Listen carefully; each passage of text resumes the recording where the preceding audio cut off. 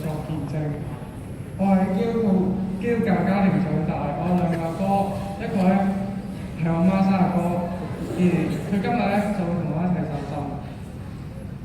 細細個爸媽就會帶我認識主耶穌，每個主日咧都會返教會，而每晚咧都會同屋企人咧一齊唱詩歌、祈禱敬拜主。呢啲咧都成為咗我生活嘅一部分。我發現神真係俾咗好多恩典我。我同兩個阿哥成日一齊玩。我記得喺我3歲嘅時候，爸爸媽媽咧就帶咗我哋去泰國宣教。好記得咧每個星期日咧都會去教育中心嗰度咧崇拜。完咗崇拜之後咧，我哋咧就會出邊玩啦。阿哥咧就會爬上樹嗰度咧，就喺山嗰度嚟食。又會咧同啲泰國人一齊釣魚啦，咁翻去咧都好開心。呢啲咧都係上帝俾我嘅恩典，我好感受到上帝嘅愛。我相信因為神先愛我，所以我哋咧學習到點樣彼此相愛。喺約翰一書4章19節嗰度講話，我們愛是因為神先愛我們。到而家上咗中學咧，我同我兩個阿哥咧會一齊玩，一齊行街，一齊返教會。感謝主。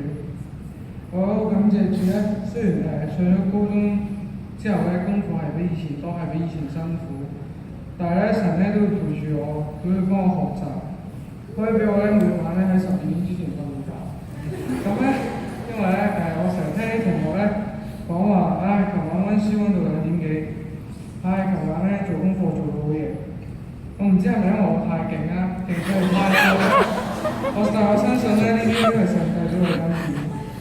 我細個咧，好相信咧，主係會聽我禱告，亦都會咧與我同在。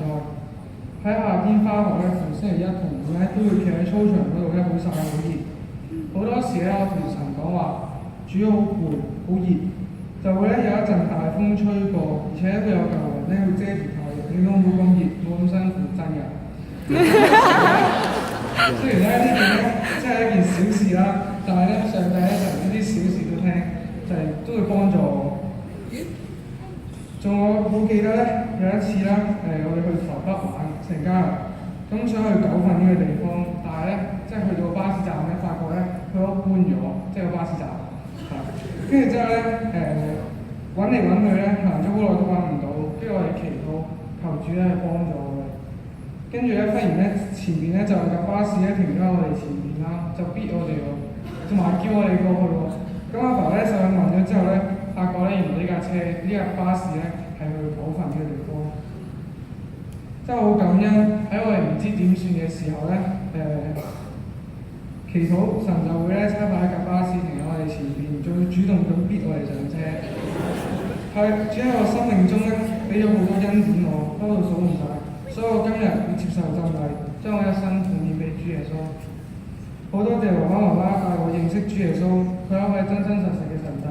多謝主，多謝主。